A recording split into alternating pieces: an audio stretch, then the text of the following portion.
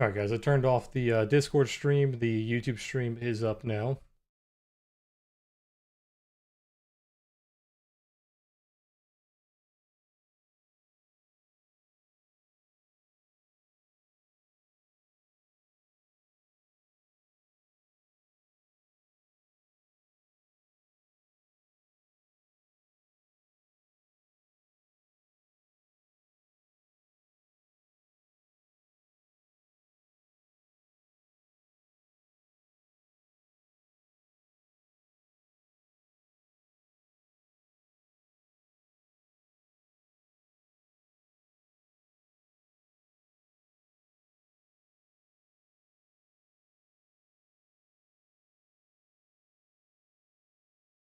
Rate is as expected. They did cut 25 basis points. Waiting on the first 5 minutes. We'll see where the 5 minute high and low is. That will give us a initial range.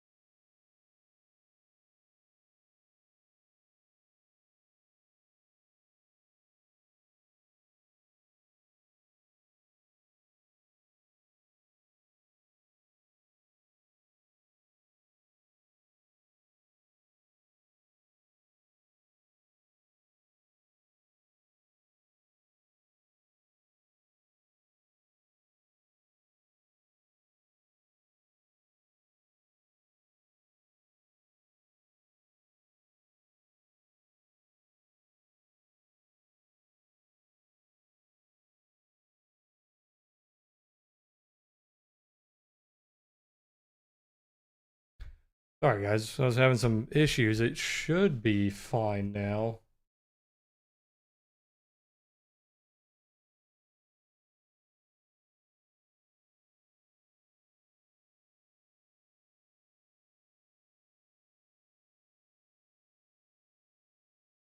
Let me post the link again. Let me see if you guys can see it.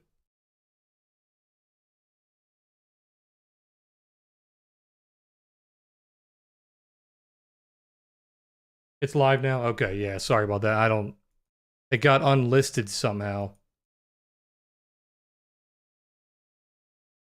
I was trying to figure out what the problem was.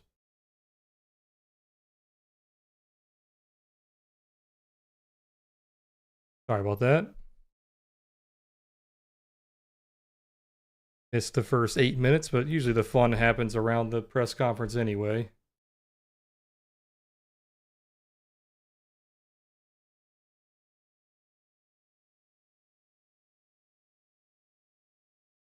Yeah, sorry, if you guys are just coming to the stream, for some reason it was unlisted. Not sure how that happened, like none of my streams start unlisted.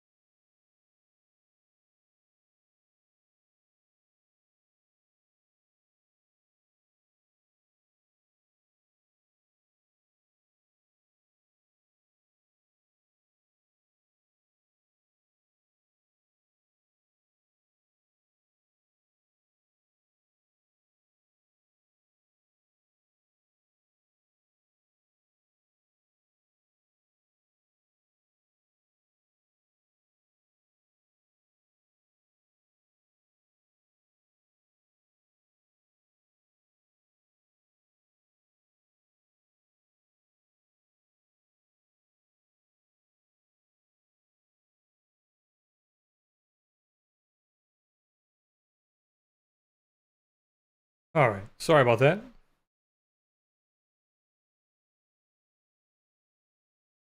YouTube was doing some weird stuff. Yeah, for some reason it like made my live stream start unlisted instead of starting like public. I've never seen that before. I was looking over, I saw that like 2 people were watching. I was like, all right, what happened? I fall off? Everyone hates me now?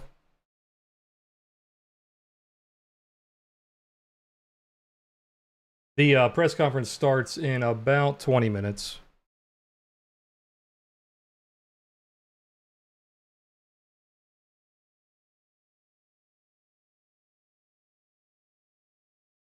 You guys didn't miss much. We shot up on the initial FOMC rate cut. Now we're just kind of hanging out around that 5-minute high. Keep an eye on the 30-minute close, possible single prints if they don't pull back here.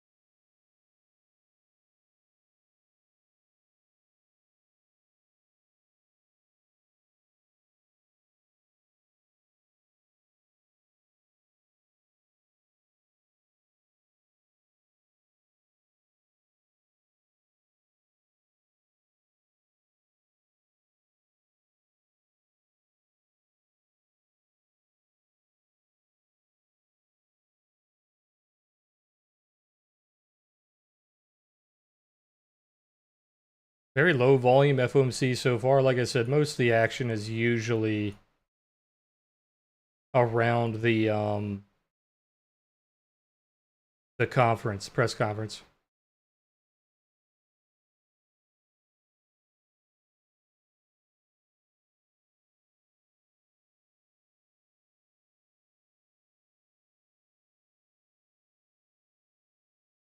Looks like a lot of delta getting absorbed around that 70 level.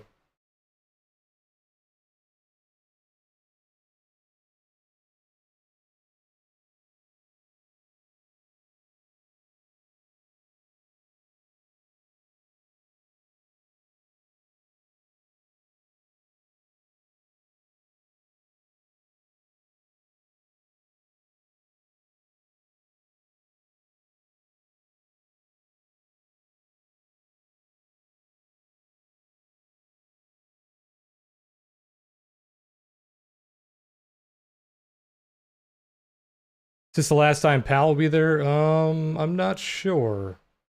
I think his term ends, isn't it like March or something like that?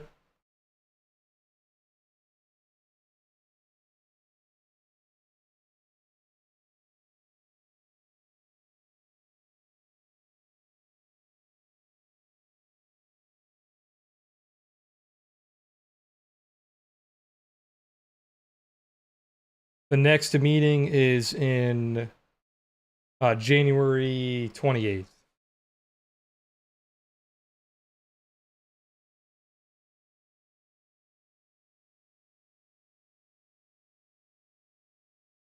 Then you have a March meeting as well.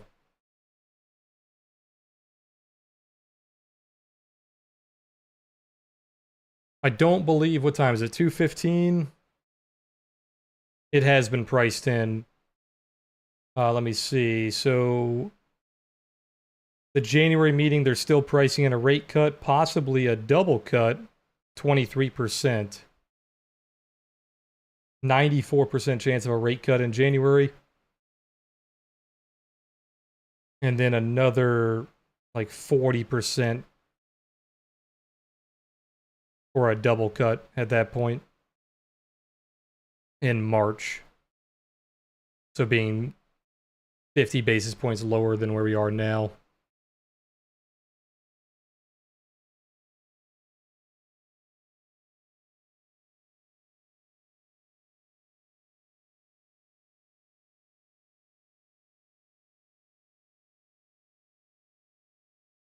His term ends in May. Gotcha.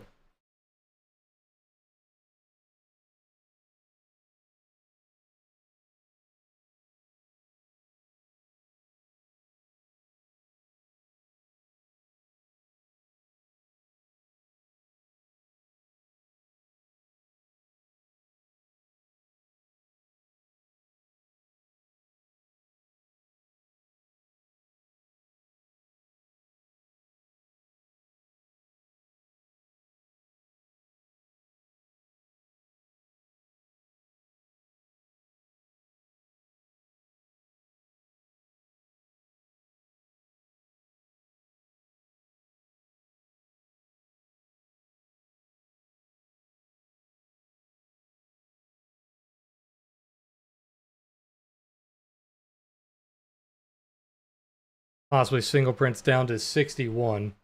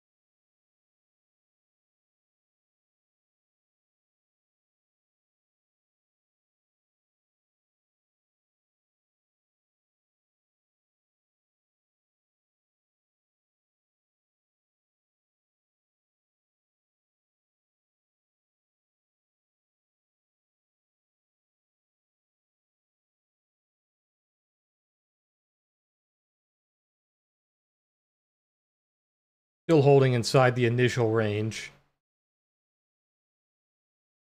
That first 5-minute high, that impulse high, acting as resistance right now. That first 5 minutes of the FOMC typically acts as like it's kind of like a value area. If you start holding outside of it, then you start getting one directional.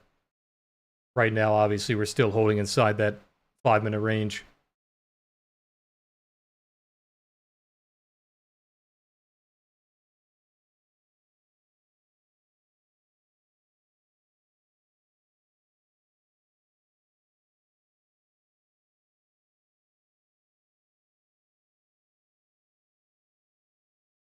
They're not always up, but I am watching them on the other monitor. Like every now and then if I want to look at them. They're not like permanently on my screen. My other screens are mostly for my indicators, like the OTS, the Momos. I'm keeping an eye on like the correlations still, the dollar, Bitcoin, gold, oil.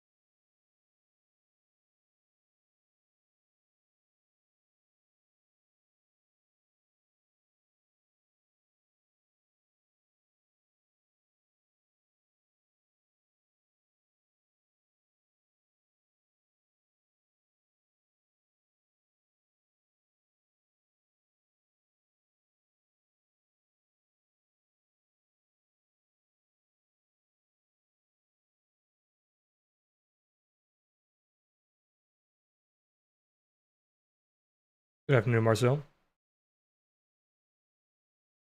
Still seeing that absorption, trying to break that 5-minute range to the upside, but it's just not enough. Putting in lower highs here, pulling back, possibly testing that low of the range. It's a pretty wide range, about 25 points.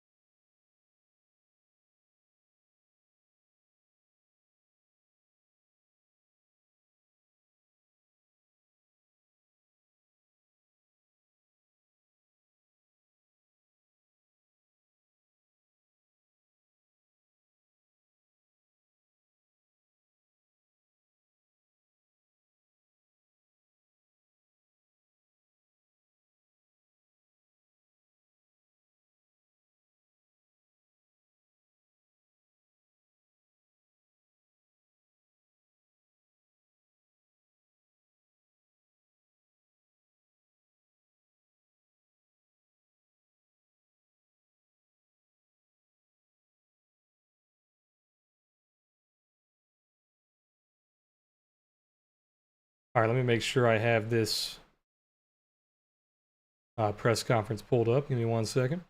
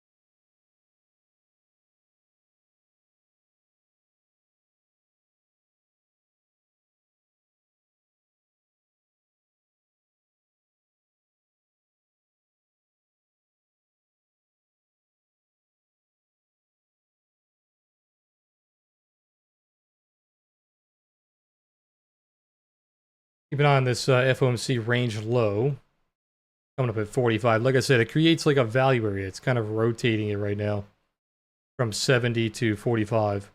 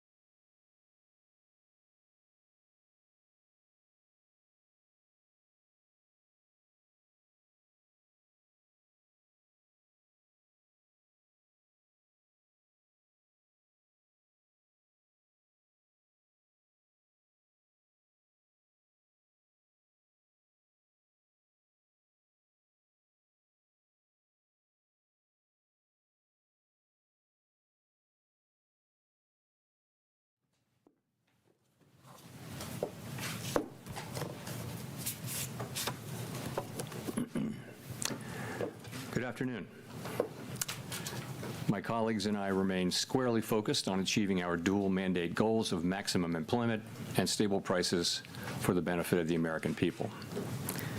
Although important federal government data for the past couple of months have yet to be released, available public and private sector data suggests that the outlook for employment and inflation has not changed as much since our meeting in October. Conditions in the labor market appear to be gradually cooling, and inflation remains somewhat elevated. In support of our goals, in light of the balance of risks to employment and inflation, today the Federal Open Market Committee decided to lower our policy interest rate by a 0.25 percentage point. As a separate matter, we also decided to initiate purchases of shorter-term Treasury securities solely for the purpose of maintaining an ample supply of reserves over time, thus supporting effective control of our policy rate. I will have more to say about monetary policy and its implementation after briefly reviewing economic developments. Although some key government data have yet to be released, available indicators suggest that economic activity has been expanding at a moderate pace. Consumer spending appears to have remained solid, and business fixed investment has continued to expand. In contrast, activity in the housing sector remains weak. The temporary shutdown of the federal government has likely weighed on economic activity in the current quarter, but these effects should be mostly offset by higher growth next quarter, reflecting the reopening. In our summary of economic projections, the median participant projects that real GDP will rise 1.7% this year and 2.3% next year, somewhat stronger than projected in September. In the labor market, although official employment data for October and November are delayed, available evidence suggests that both layoffs and hiring remain low, and that both households' perceptions of job availability and firms' perceptions of hiring difficulty continue to decline.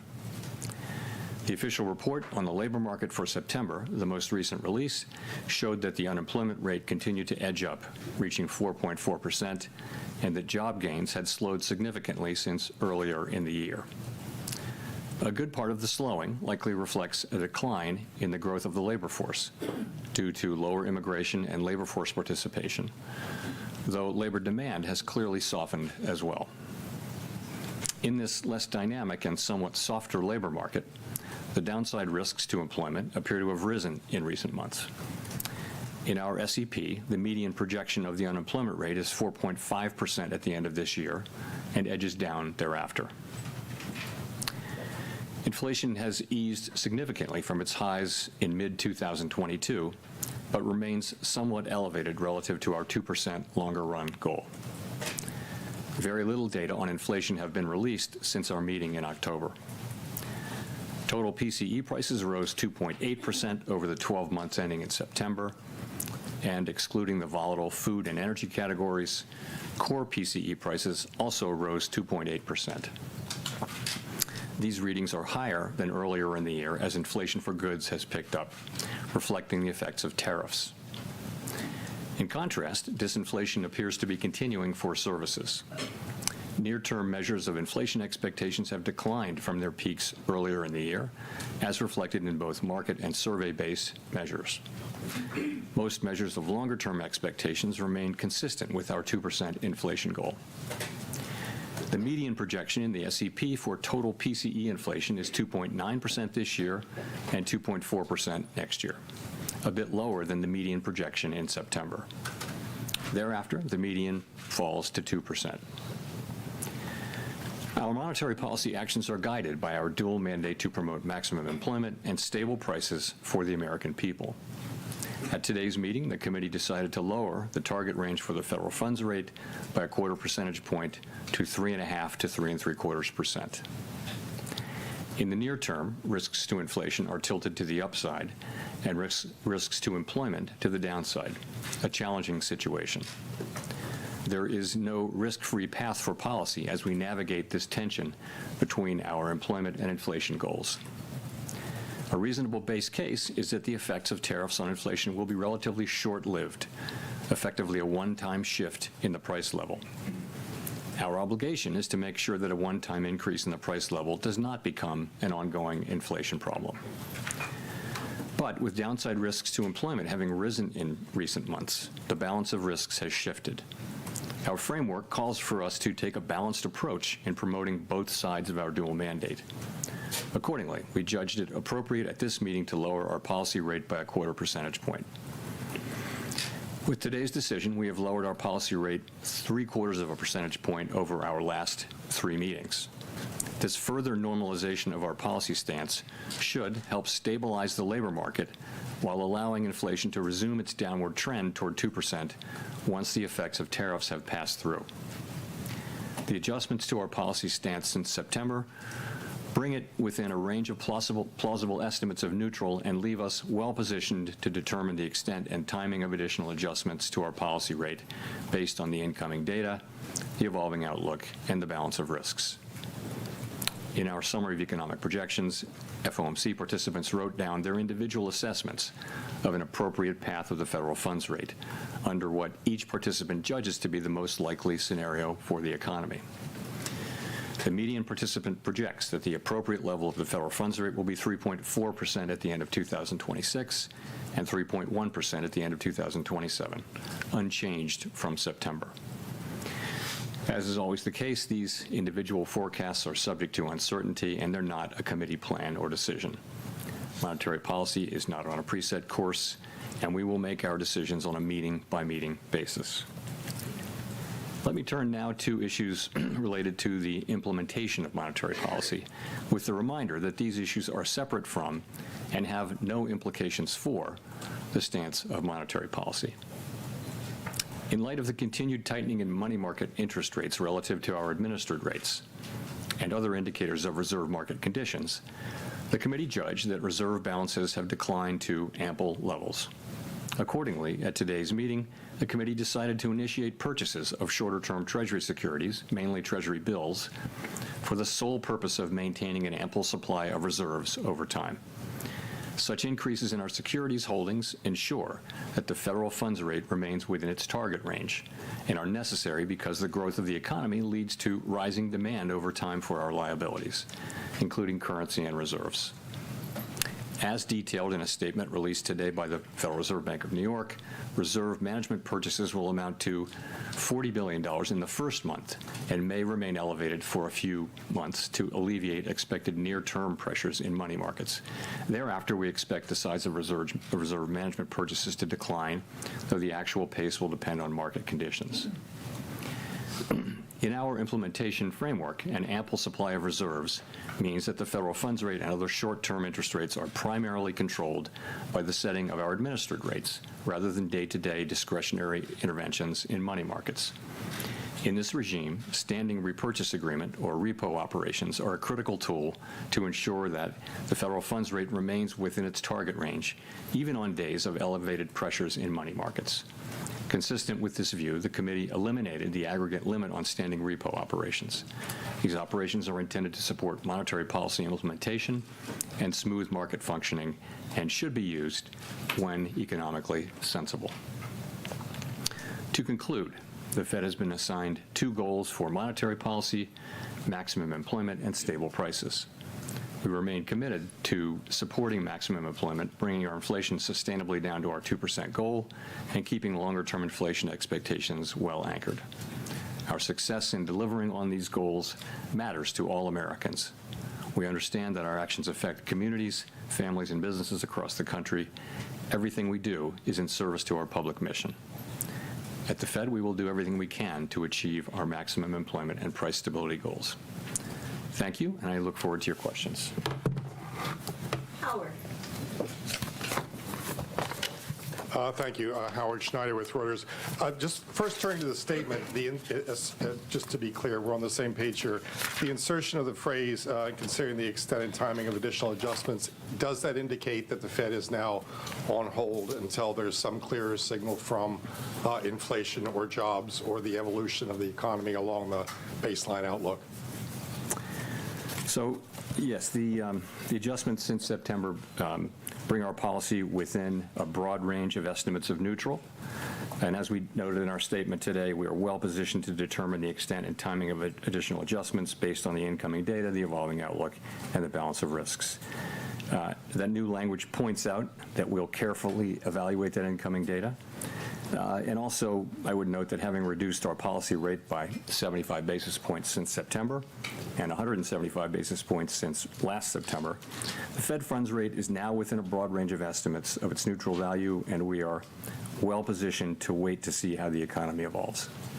And if I could follow up on the outlook there, it seems like with the additional GDP growth coupled with easing inflation and a fairly steady unemployment rate, this seems like a pretty optimistic outlook for next year. What's given rise to that? Is this an early bet on AI? Is there some sense of improving productivity out there? What's driving that?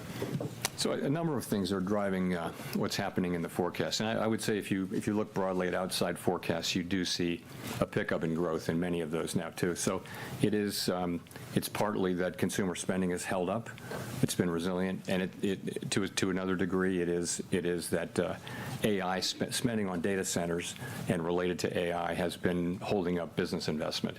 So overall, the baseline expectation for next year is, at least at the Fed, and I think with outside forecasters too, is a pickup in growth from today's relatively low level of 1.7%.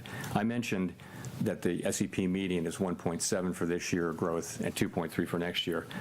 You actually, some of that is due to the shutdown. So you can take 0.2 out of 2026 and put it in 2025. Keep so an eye on really this be FOMC 1.9 low. and 2.1. Finishing But that overall, rotation yes, now. for a few reasons, fiscal policy is going to be supportive, and as I mentioned, AI spending will continue. The consumer continues to spend, so it looks like the baseline would be solid growth next year. Steve. Thank you, Mr. Chairman, for taking our questions here.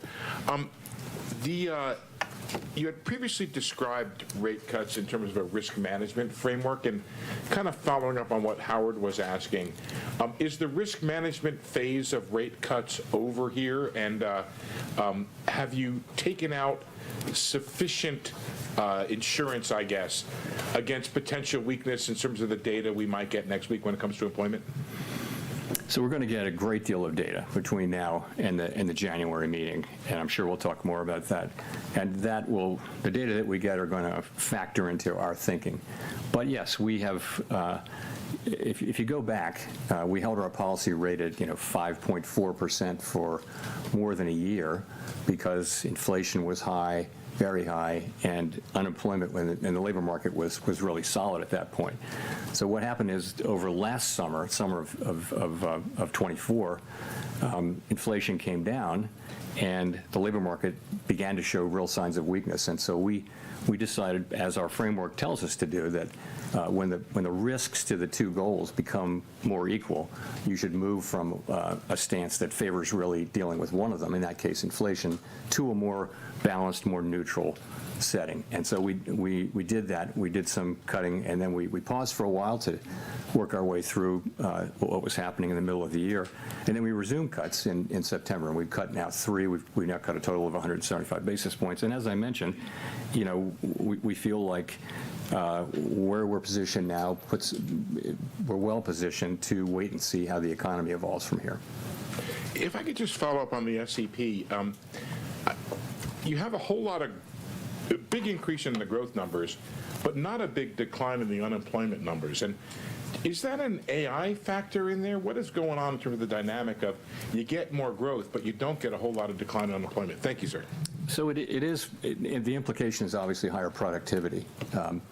And some of that may be AI. It just also, I think, productivity has just been almost structurally higher for several years now. So if you start thinking of it as 2% per year, you can sustain higher growth without more job creation. Of course, higher productivity is also what enables incomes to rise over long periods of time, so it's basically a good thing, but that's certainly the implication.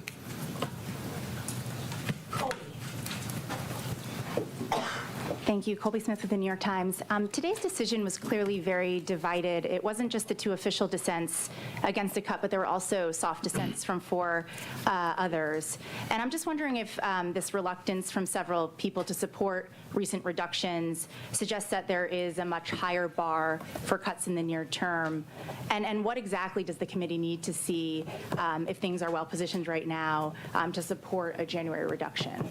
Sure. So let me just say, as I mentioned, and as I've mentioned here before, the situation is that our 2 goals are a bit in tension, right? So interestingly, everyone around the table at the FOMC agrees that inflation is too high and that we want it to come down, and agrees that the labor market has softened and that there's further risk. Everyone agrees on that. Where the difference is how do you weight those risks, and what does your forecast look like, and where do you, ultimately, where do you think the bigger risk is? And you know, it's very unusual to have persistent tension between the two parts of the mandate. And when you do, this is what you see. And I think it's actually what you would expect to see, and we do see it. Meanwhile, the discussions we have are as good as any we've had in my 14 years at the Fed. They're very thoughtful, respectful, and you just have people who have strong views. And you know, we come together and we reach you know, a place where we can make a decision. We made a decision today. We had, you know, 9 out of 12 supported it, so fairly broad support. But it's not like the normal situation where everyone agrees on the direction and what to do. It's more spread out, and I think that's only inherent in the situation. In terms of what it would take, you know, we all have an outlook in terms of what's going to come, but I think ultimately having cut 75 and, you know, the effects of the 75 basis points will only begin to be coming in. As I've said before a couple times, we're well positioned to wait to see how the economy evolves. We'll just have to see. And we will get, as you know, quite a bit of data. I should mention on the data, as long as I'm talking about it, that we're going to need to be careful in assessing, particularly the household survey data. There are very technical reasons about the way data are collected in some of these measures, both in you know, inflation and in labor, in the labor market, so that the data may be distorted and not just sort of more volatile, but distorted, and that's really because data was not collected in October and half of November. So we're going to get data, but we're going to have to look at it carefully and with a somewhat skeptical eye by the time of the January meeting. Notwithstanding that, we will have a lot of the December data by the time of the January meeting. So we expect to see a lot more, but I'm just saying that what we get for example, CPI or for the household survey, we're going to look at that really carefully and understand that it may be distorted by very technical factors. And just one more question on dissents. I mean, you talk about it in a very positive way, just given the complicated nature of the situation we're in economically. But is there any point in which those dissents become counterproductive, either to, you know, the Fed's communication and the messaging around the policy path forward? I don't feel that we're at that point at all. I don't. I would say, again, these are good, thoughtful, respectful discussions, and you hear people say, and you hear many outside analysts say the same thing. I could make a case for either side. I mean, I could make that case. It's a close call. We have to make decisions, and we always hope that the data will give us a clear read. But in this situation, you have competing. If you look through the SEP, you'll see that a very large number of participants agree that risks are to the upside for unemployment and to the upside for inflation. So what do? You've got one tool. You can't do two things at once. So at what pace do you move? What size moves do you make, and that kind of thing? And what's the timing of them? It's a very challenging situation. I think we're in a good place to, as I mentioned, to wait and see how the economy evolves. Nick.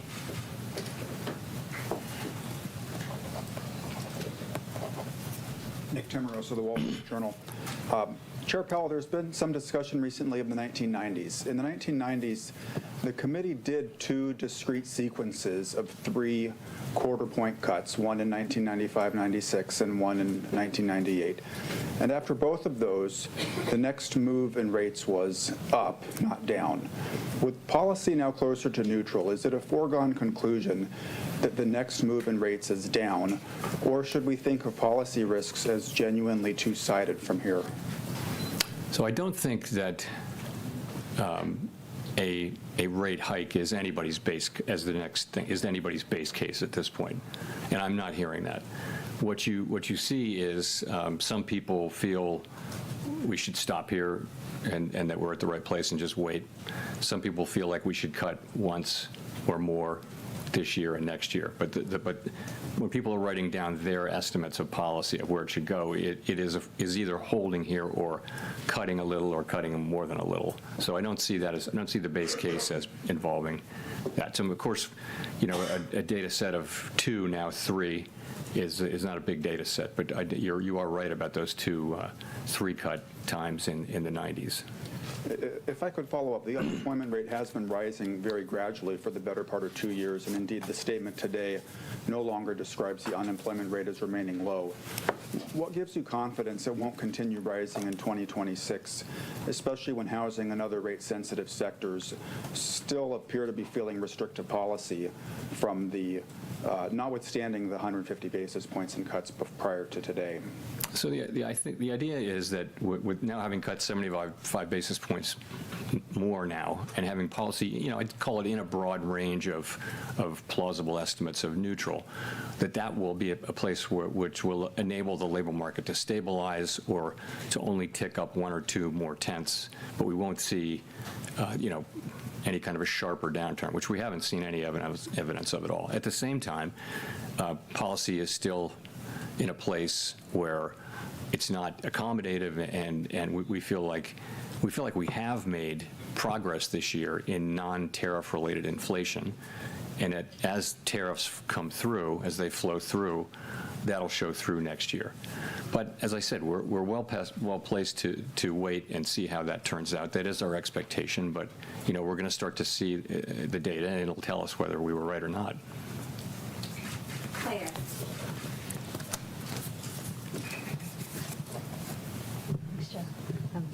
Claire Jones, Financial Times. A lot of people interpreted your comments at the October meeting that, when there's a foggy situation, we slow down, to mean that, there wouldn't be a cut now, there'd be a cut in January instead. So it'd be good to get a sense of why did the committee decide to move today rather than to move in January instead? Thank you. Right. So in October, I said that there was no certainty of moving, and that was indeed correct.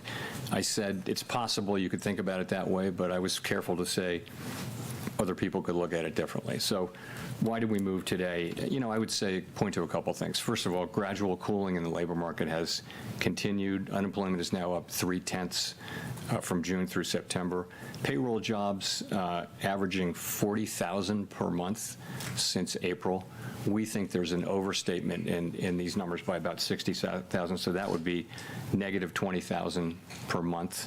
And also, just to point out one other thing, surveys of households and businesses both show declining supply and demand for workers. So I think you can say that the labor market has continued to cool gradually, maybe just a touch more gradually than we thought. In terms of inflation, it's come in a touch lower, and I think the evidence is kind of growing that what's happening here is services inflation coming down, and that's offset by increases in goods, and that goods inflation is entirely in sectors where there are tariffs. So that does build on the story, and so far it's only a story, that that the goods inflation, which is really the source of the excess at this point, almost more than half the source of the excess inflation is goods, is tariffs. And you've got to say then, so what do we expect from tariffs? And I would say that is to some extent down to looking for broader economic heat. Do we see a hot economy? Do we see constraints? Do we see what's going on with wages? You saw the ECI report today. It doesn't feel like a hot economy that wants to generate, Phillips curve kind of inflation. So we look at all those things, and we say that this was a decision to make. It obviously wasn't unanimous, but overall that was the judgment that we made, and that's the action we took.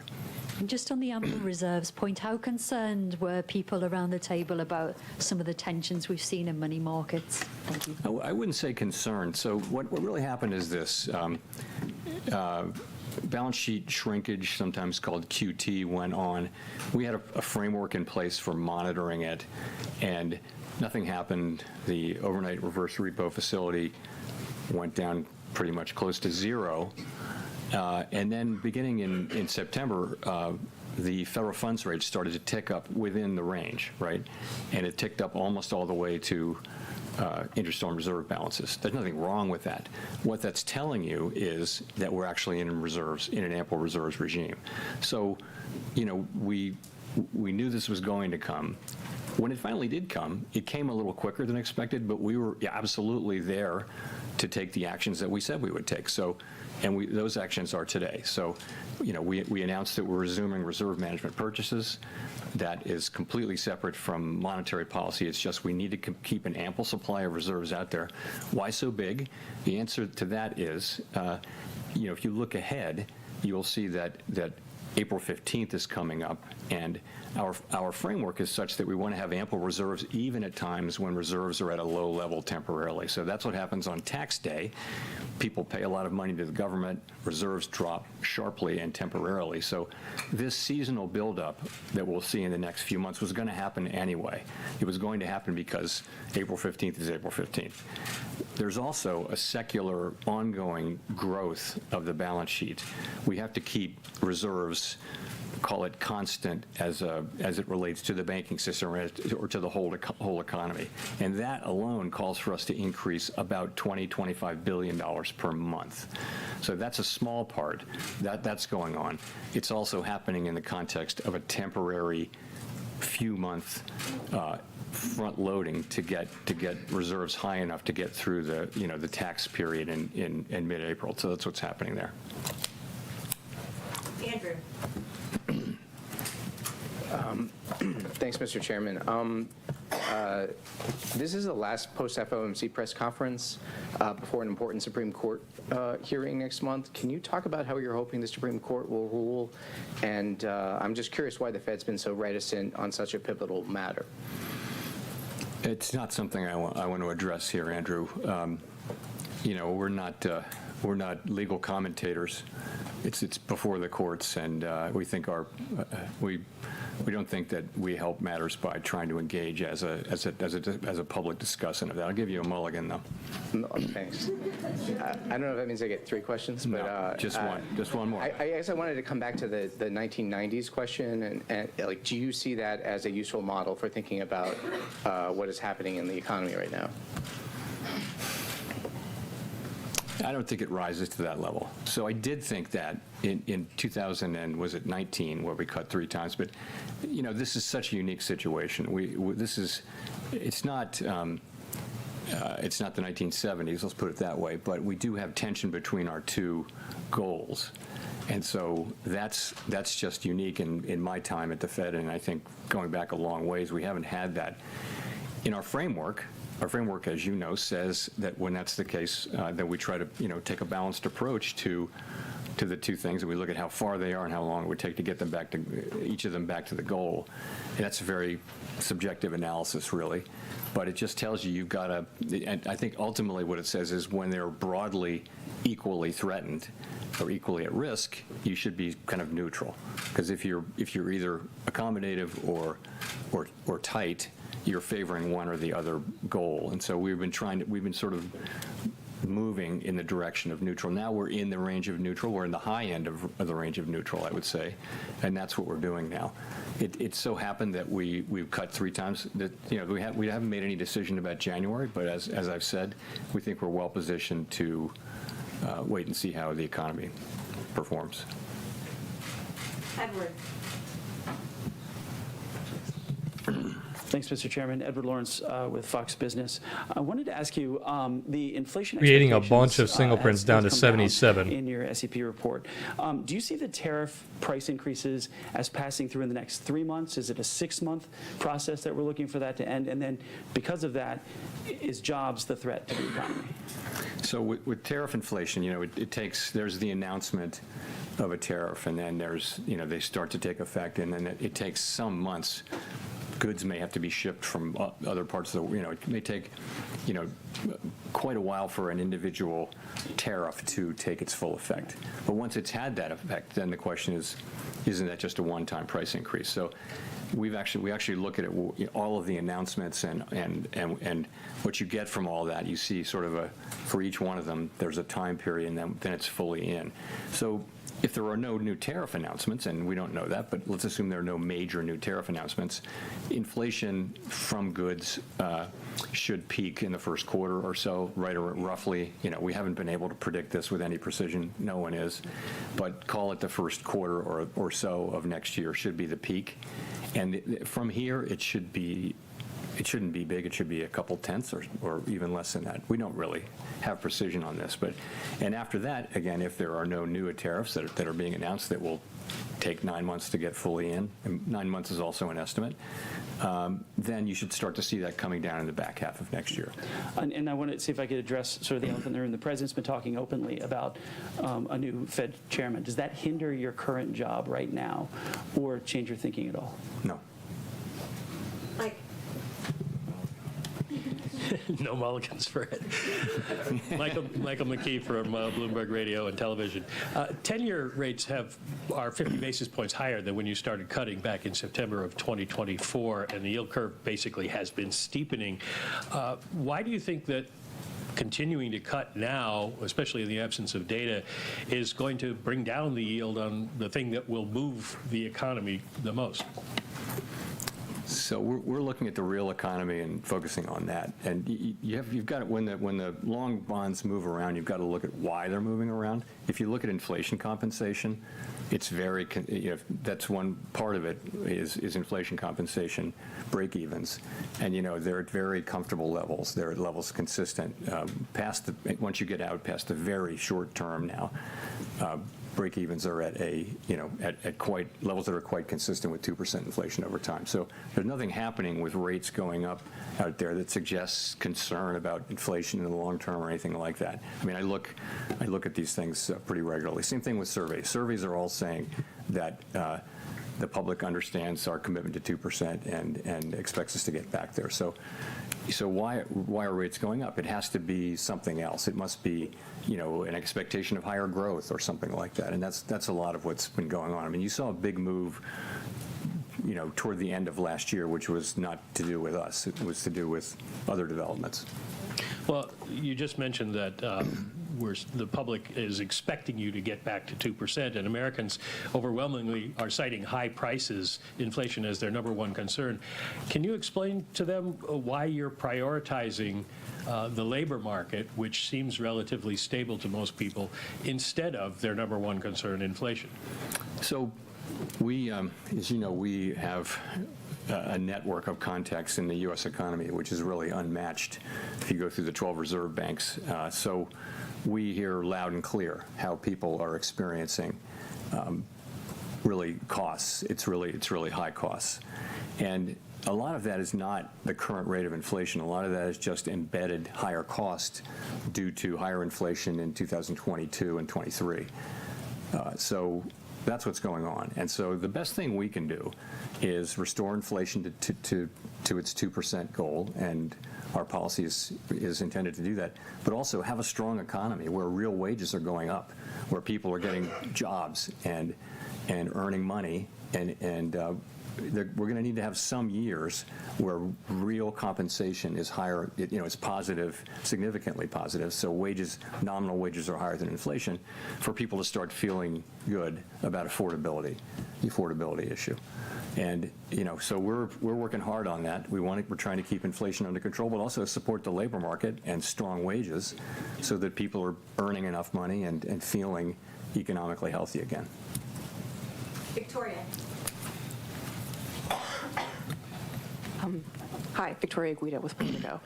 Just to follow up on that, I mean, this is now the third time that you've cut this year and inflation is around 3%. So is the message that you're sort of trying to send with that you're okay with where inflation is for now, as long as people understand that at some point you still want to get back to 2% because inflation is relatively stable where it is? Everyone should understand, and the surveys show that they do, that we're committed to 2% inflation, and we will deliver 2% inflation. But it's a complicated, unusual, difficult situation where the labor market is also under pressure, where job creation may actually be negative. Now, supply of workers has also gone way down, so the unemployment rate hasn't moved that much. But, you know, it's a labor market that seems to have significant downside risks. People care a lot about that. That's their jobs. That's their ability, if they get laid off or if they're entering the labor force, to find work. So that's really important to people. The story with inflation, and you know, we're well aware that this is a story at this point, is that if you get away from tariffs, inflation is in the low 2s, right? So it's really tariffs that's causing most of the inflation overshoot. And we do think of those as likely to, in the current situation, as likely to be a one-time price increase. Our job is to make sure that it is, and we will do that job. But right now, you've got this difficult balance, and there are risks to both sides. There's no risk-free path. If it was just inflation and the labor market was just really strong, and then rates would be higher, as they were for more than a year. You know, we didn't have to worry about inflation. Sorry about the labor market, because the labor market unemployment was very low. If you remember when inflation was very high, there was a labor shortage, so we could focus entirely on inflation. Now it's different. We actually have risks to both. And I think we're doing the best we can for people. They also care about their jobs. They do care about affordability. And the best thing we can do there is both to support economic activity, but also, you know, make sure that when tariff inflation goes down and disappears, inflation lands around 2%. Elizabeth. Thanks so much, Elizabeth Schulze with ABC News. Just to follow up, you keep talking about job growth being negative. Why do you think job growth is so much worse than some of the official data? Why do you think job growth is, to follow up on your comments about job growth, why is it so much worse than the official data is suggesting? Oh, well, we know, I think I don't think this is particularly controversial. It's very difficult to estimate job growth in real time. They don't count everybody. They have a survey. And there's been something of a systematic overcount. And so we expected, and they correct it twice a year. So the last time they corrected it, we thought the correction would be 800,000 or 900,000. I won't get the numbers exactly right. And that was exactly what happened. So we think that has persisted. And so there's an overcount in the payroll job numbers, we think, continuing, and it will be corrected. I don't have the exact month in my head right now, and that's just, I think forecasters generally understand that. So, and we think it's about 60,000 a month, so 40,000 jobs could be negative 20, and you know that could be wrong by 10 or 20 in either direction. But in any case, and a pretty bearish statement, but the market's not really reacting to it. In a way, that's demand. Labor supply has also come down quite sharply. So, you know, if you had a world where there's just no growth in workers and you really don't need a lot of jobs to have full employment, some people argue that's what we're looking at. But I think a world where job creation is negative, I just think we need to watch that situation very carefully and be in a position where we're not, you know, pushing down on job creation with our policy. When we're talking about supply, we have seen major American employers like Amazon cite AI in job cuts. How much right now are you factoring in AI into the current weakness in the job market? So it's probably part of the story. It's not a big part of the story yet. We don't know whether it will be. But, you know, for example, if you look at, you can't miss the big announcements of layoffs and also companies saying that they're not going to hire anybody for a long time, and they cite AI. That's all clearly happening. At the same time, people are not filing for unemployment insurance, and since job creation, job finding rates are extremely low, if there were big numbers of layoffs, you'd expect the continuing claims to go up, and you expect new claims to go up. It really haven't much, so it's a little bit curious. But longer term, though, you know, the question is, what are we going to see here? And we don't know, but it's, you know, it may be that in past really significant technology innovation eras, you have seen some jobs destroyed and other jobs made. Ultimately, what's happened for a couple hundred years is when you get through all that, you have higher productivity and you have new jobs, and there are enough jobs for people.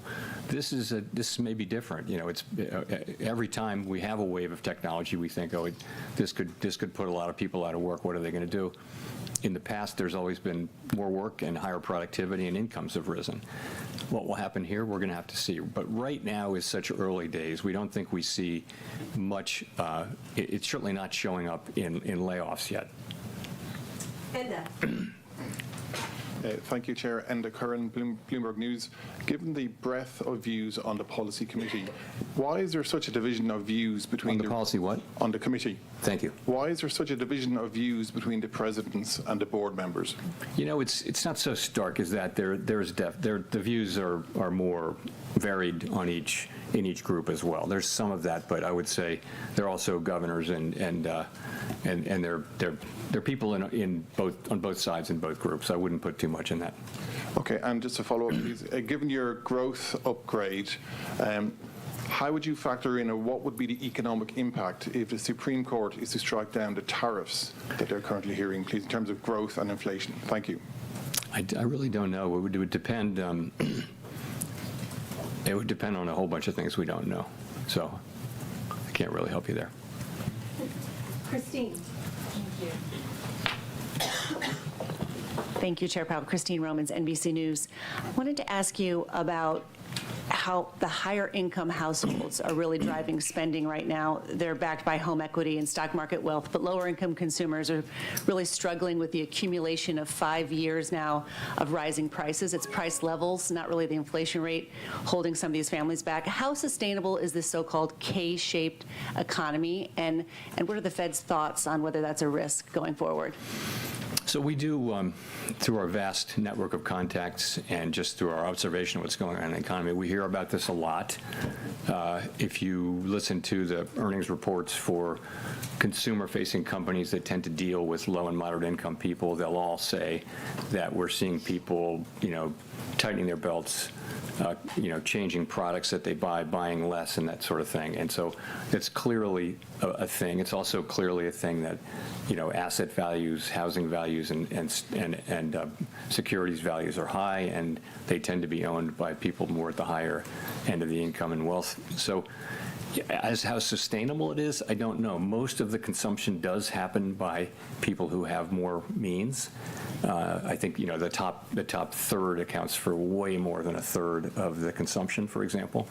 So it's a good question how sustainable that is. The best we can do is to have a price stability and a strong labor market. And what we saw, for example, what we saw at the end of the very, very long expansion that ended with the outbreak of the pandemic, we saw that it was 10 years and 8 months or something like that, the longest one in recorded history. In the last 2 years, most of the largest part of the wage gains were going to people in the bottom quartile, the bottom part of the low and moderate income. So, having a strong labor market for a long period of time is really, really good from a social standpoint. It's helping people at the lower income levels, and that's what we all want to get back to.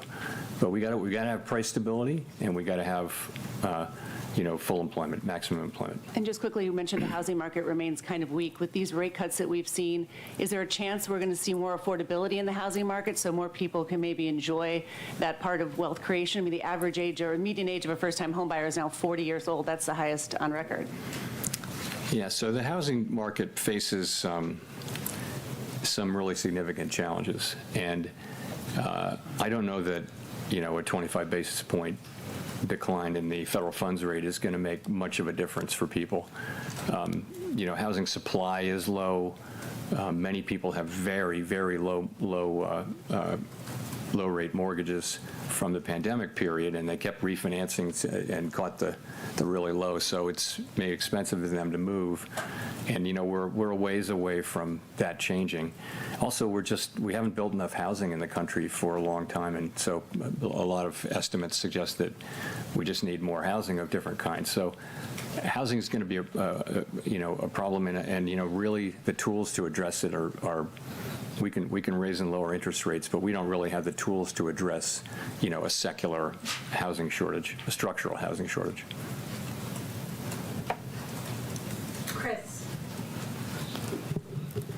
Thanks. Chris Rugaber, Associated Press. You mentioned on inflation, services inflation being low, goods inflation looking like maybe it'll peak.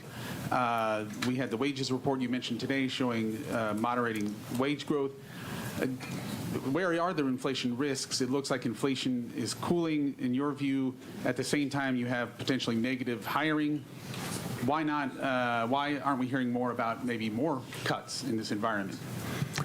Well, I think the risk in inflation is pretty clear to see, and that is, you know, we see higher inflation. As I mentioned, most of the inflation over target is from goods. And we estimate, we expect, most of us, that inflation will be a one-time price increase and then come down. We just came off an experience where inflation turned out to be much more persistent than anyone had expected. Is that going to happen now? You know, that's the risk. The risk is either that tariff inflation just turns out to be more and more persistent, maybe because companies who are now holding back from passing through the tariffs will just keep doing that. So you see that. I think the other possibility is less likely, and that is just that you know, the labor market gets tight or the economy gets tight, and you see, you know, just traditional inflation. I don't see that as particularly likely. But so I think, you know, again, you know, all across the committee, people see the picture pretty similarly, but see the risks quite differently. And some people do see the inflation risk, and I wouldn't dismiss that case. I don't dismiss that case, but you've got to make an assessment, and this is the assessment we made. Hi, Chair Powell. Neil Irwin with Axios. So this has come up a couple of times today, but to be clear, do you believe that we're experiencing a positive productivity shock, whether from AI or policy factors or whatever? And how much is that driving the higher GDP projection in the SEP? So yeah, I mean, I never thought I would see a time when we had, you know, 5-6 years of 2% productivity growth. This is higher. You know, this is definitely higher, and it was before it could be attributed to AI. I also think if you look at what AI can do, and if you use it in your personal life, as I imagine many of us have, you can see the prospects for productivity. I think it makes people who use it more productive. It may make other people have to find other jobs, though. So it could have productivity implications while also having, you know, social and labor market implications that we don't have the tools to deal with. But yes, I think we're definitely seeing higher productivity. I think it's a little quick to be saying it's generative AI, but I don't know. You know, the pandemic may have induced people to do more automation and do more things with computers to replace people, and that raises productivity, you know, output per hour. Does that imply a higher neutral rate, and therefore the policy might be a little easier than it seems? All things equal, yes, but all things aren't equal. There are many things pushing in different directions on where the neutral rate would be. But yes, that argument does come up. Matt Egan. Thanks, Chair Powell. Matt Egan with CNN. After today, you only have 3 more meetings at the helm of the Fed. Since becoming Fed chair, you've seen multiple trade wars, the pandemic, COVID reopening, period of high inflation. I know your term's not up as chair until May, but I'm wondering if you've given any thought to what you want your legacy to be. My legacy. My thought is that I really want to turn this job over to whoever replaces me with the economy in really good shape. That's what I want to do. I want inflation to be under control, coming back down to 2%, and I want the labor market to be strong. That's what I want.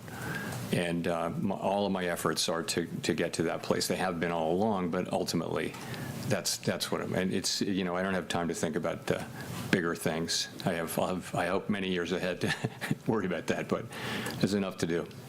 Relatedly, have you given any more thought, and can you tell us any more about your plans on whether or not you plan to stay on the Fed Board of Governors even after your term as chair expires? Again, I'm focused on my remaining time as chair. I haven't got anything new on that to tell you. Go to Mark for the last question. Chairman, Mark Hamrick with Bankrate. Even while many price levels remain elevated, the reductions in the federal funds rate means that savings rates, or yields to be more precise, have peaked, while key borrowing rates remain elevated. And that's, as we've discussed here, as many Americans struggle with liquidity or emergency savings challenges. Is that just collateral damage or an unintended consequence because your tools are limited in addressing individual or household liquidity constraints, insufficient money in the bank? I don't know. I wouldn't agree that that's collateral damage of our. I mean, over time, we do what we do in order to create price stability and maximum employment, and those things are hugely valuable to all the people we serve.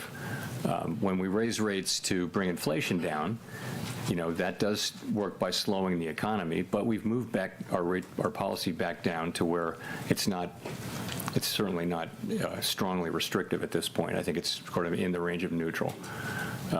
So that's what we're trying to do, and I would want people to understand that. I think what people are feeling is the effect of higher prices. There was a global wave, sort of every large economy in the world, sort of every large open economy, market-based economy in the world had a wave of inflation that looked an awful lot like ours. We actually came through better than any other country, substantially better. We had higher growth, we had better labor market, and this is really due to the American economy. We have an extraordinary economy, and people are innovative, they work hard, and so all of us who work in economics jobs are really fortunate to have the U.S. economy. So, thank you very much. Did you see his face when he started answering that question? He's like, what a stupid question. I couldn't imagine having that job.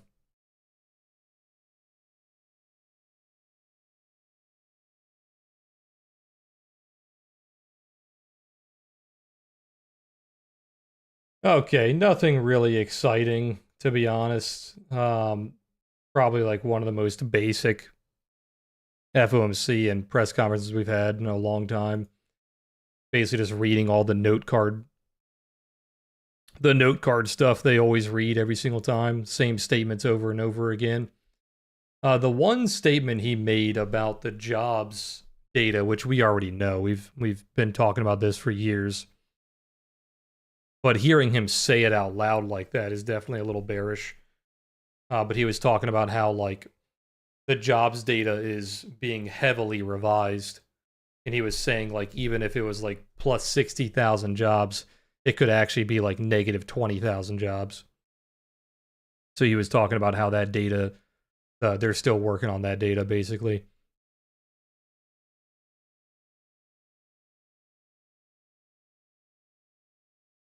Yeah, pretty basic. Nothing crazy. We were pushing up for most of the press conference. You broke out of that 5-minute high at 70. You did create single prints going down to 77. We have a ton of block trades coming in here. Block trades at 95, 99, 99, 900, 99 again, 99 again, and then 905. So basically this whole area right here. And most of those block trades are bullish. But they are not being protected bullishly. They're kind of being absorbed. If we take a look at the bigger picture and see kind of where we're trading right now, we did break that weekly open at 83. The value retrace of what day is that? Friday, and breaking that upper tail of Monday is around like 87 to 90. So that's completed. Then we have the higher value going way back to the all-time high, going back to 919, possibly 948. Those are the next major levels if we do continue. So keep an eye on that. That would be that upper value. As of right now, like I said, you're kind of getting absorbed, so it doesn't look like it's running too much into that upper value. NASDAQ, same story, broke the weekly open. We are retesting the upper tail of Monday. Value level at 876 being retested. Our upper trade plan target at 68, damn near the high so far. The high is 70. If that does continue, we got a lot of value around 26,000. We'll keep an eye on that. But yeah, so far this last little push here is building up a very strong node on the high, but so far the node is not acting as a major support node just yet. You're kind of just rotating around that node. So we'll have to see who controls this node moving forward.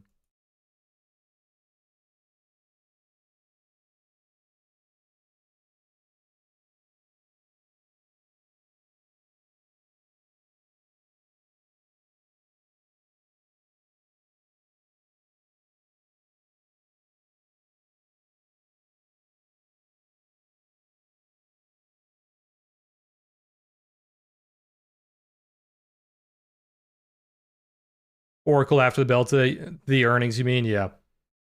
Yeah, I'm not too worried about it. If we do stay below this upper node, then most likely it is targeting those single prints, so keep an eye on that back down to 77.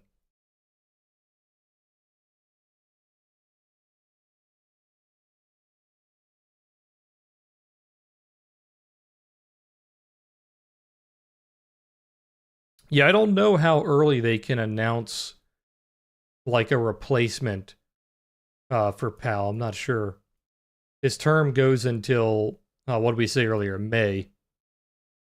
So he still has like 5 more months. And he still has, I think, like 2 more meetings. Maybe 3.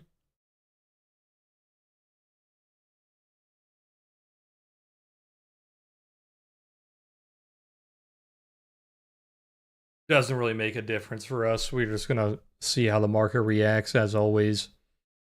I don't really care who's in charge of it.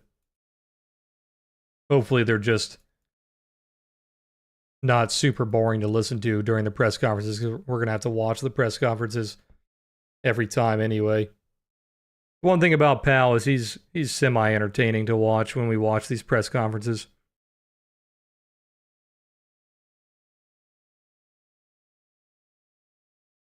But yeah, I'm not a macro guy. I don't really care about the macro stuff. So it doesn't make a difference to me. Trading-wise, obviously.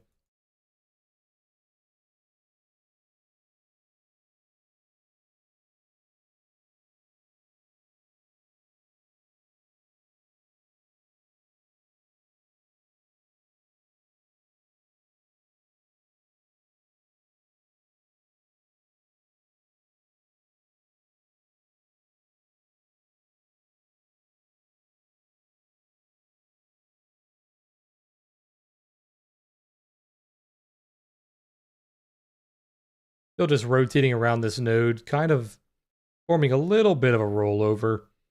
Mostly a rollover in momentum, not really a rollover setup. Just kind of lacking momentum up here.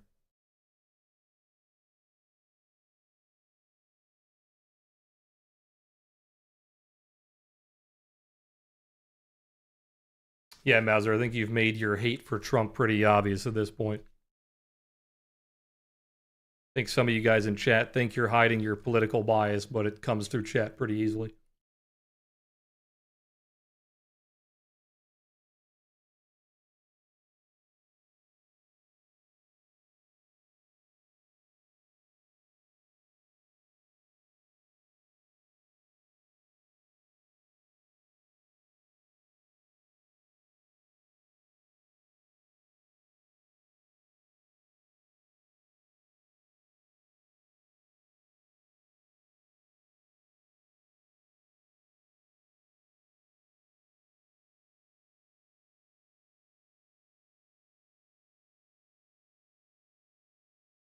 A lot of absorption going on up here. Tons of block trades. What do we have? 1, 2, 3, 4, 5, 6, 7 large trades above like 900 to 905, 907. You don't have any impulse, any movement above this node.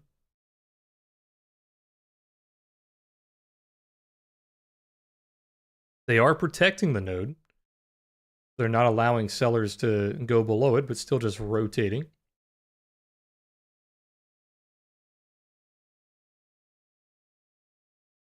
This is kind of why I mark out that first 5 minutes of the FOMC, and we kind of treat it like a value area where we look for rotations, we look for holding value above or holding value below. In this case, we were trying to rotate, but you can see as it was pushing down, you did not make it to that 5-minute low of the FOMC. So therefore, if we're treating it like a value area, that would be a failure to rotate. And then second time around, same thing, failure to rotate. And then we finally started pushing up. I don't remember what the comment was that kind of started sending it up, but it started breaking that 5-minute high around 70, and then that's kind of where we are now. We're building up this upper node, kind of creating a capital B, where we have a major node on the bottom, building up that secondary major node on the high. And then typically you have single prints or an LVN in the middle, which we do. We have a very obvious LVN zone, which they are single prints. So building up that secondary node, capital B style. If they pull back and fill in those single prints, it still could be bullish. It could just be a single print fill in. And they could continue back to the upside. So we'll keep an eye on that. That's basically what we're looking for the next 30 minutes into the close, but also for tomorrow as well. If they want to pull back and retest the single prints, we'll see who controls it. But all right, guys, I'm going to end the... Excuse me. I'm going to end the FOMC stream here. I'm going to finish streaming in Discord, and then we will see you guys back here tomorrow morning. If you guys want to support the channel, you can hit that like button. You can subscribe. If you want to get some Apex accounts, they are 90% off right now with code BREW, B-R-E-W. And that's all I got. I appreciate you guys being here. I'll see you guys tomorrow morning. If you guys are in Discord, I will see you guys there for the next 30 minutes or so. Peace, everybody.